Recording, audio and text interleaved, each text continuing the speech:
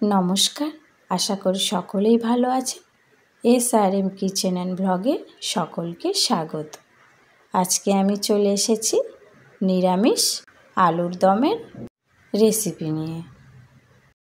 লবণ হলুদ দিয়ে আলুগুলোকে সিদ্ধ করে নিয়েছি। আলুর দমের জন্যে মশলা বানিয়ে নেব।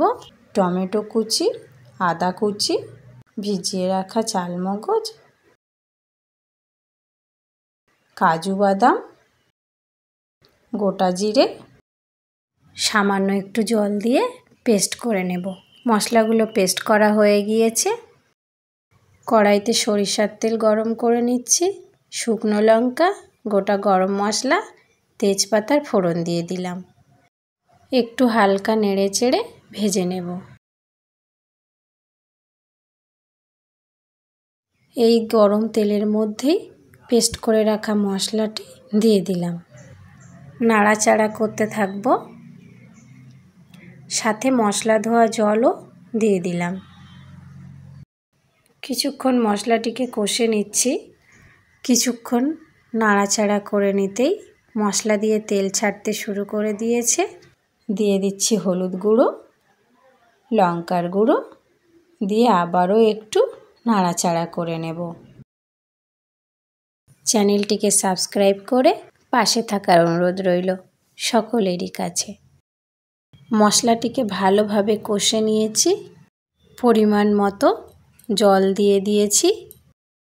এবার গ্রেভিটাকে ভালোভাবে ফুটিয়ে নেব। আলুর দমটা খুব সহজেই সবাই বানিয়ে নিতে পারবেন, কোনো ঝামেলা ছাড়াই। দিয়ে দিচ্ছি স্বাদ মতো লবণ। একটু নাড়াচাড়া করে নিয়ে সিদ্ধ করে রাখা আলুটাকে দিয়ে দিলাম।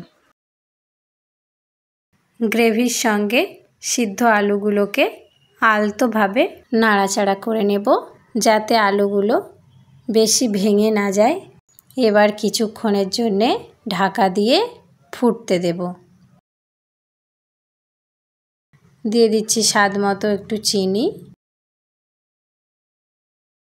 হালকা করে একটু নাড়াচাড়া করে নেব, যাতে চিনিটা গলে যায়।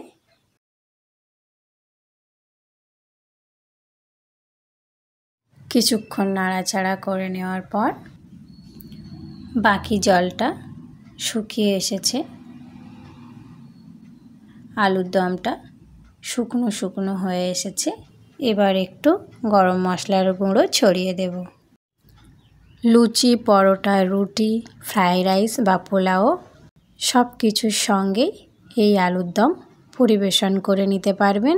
স্বাদের কোনো কম হবে না। ভিডিওটি কেমন হয়েছে অবশ্যই আমাকে জানাবেন। লাইক, কমেন্ট, শেয়ার অবশ্যই করবেন।